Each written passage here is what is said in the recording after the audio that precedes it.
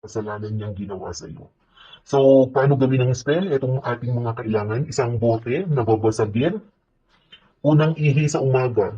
Ayan, ilagay ang unang ihi sa umaga sa isang bote. Yung favorite mong perfume, black ball pen, para magsisi siya. Thin piece of paper, so isang malinis na papel, cinnamon powder, at saka honey. So, manalangin muna ng isang Ama Namin, isang Aba Ginoong Maria, isang sumasampalataya. Tapos, ilagay ang inyong unang ihi sa umaga sa isang babasaging bote.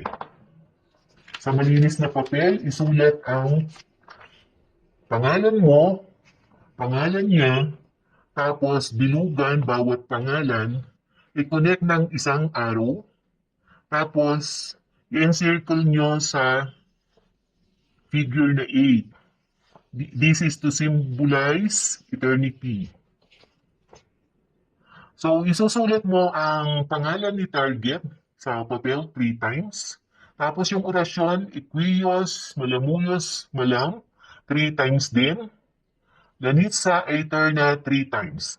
Tapos yung kahilingan, name of target, tapos yung kahilingan, babanggitin nyo yung name ng target, tapos maglulungod ka sa pagmamakaawa na hihingi ng tawad sa akin. So, halimbawa, ang name ni target is Jess Corpus. So, Jess Corpus, Jess Corpus, Jess Corpus.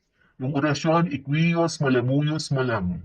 Equios, Malamuyos, Malam. Equios, Malamuyos, Malam. Lanitza Aeterna, Lanitza Aeterna, Lanitza Aeterna. Kahilingan. Jess Corpus, maglulungod ka sa pagmamakaawa sa akin, hihingi ka ng tawad sa akin.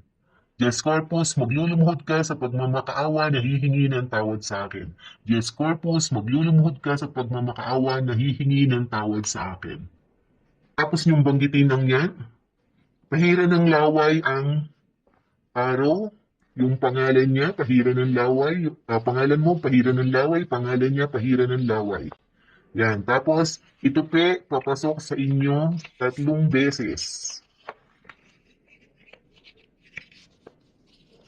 Tapos ilagay natin dito sa bote na may unang ihi sa umaga.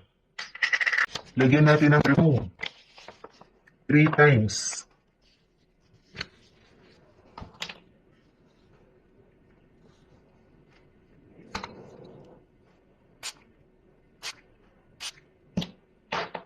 Tapos ito papasok sa inyo.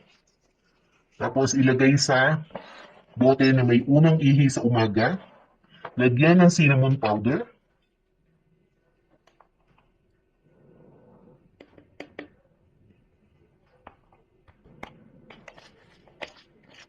Tapos lagyan natin ng honey.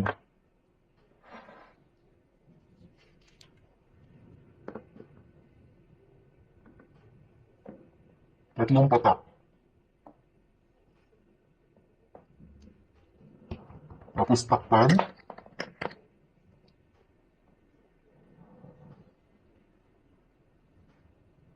Itago sa ilalim ng kama magdamag. Kinabukasan, kunin ang bote, ikulong sa inyong palad, sampitin uli ng buong damdamin ang kanyang pangalan 3 beses, ang orasyon 3 beses. So kailangan isulat niyo yung orasyon sa papel, pati yung kahilingan.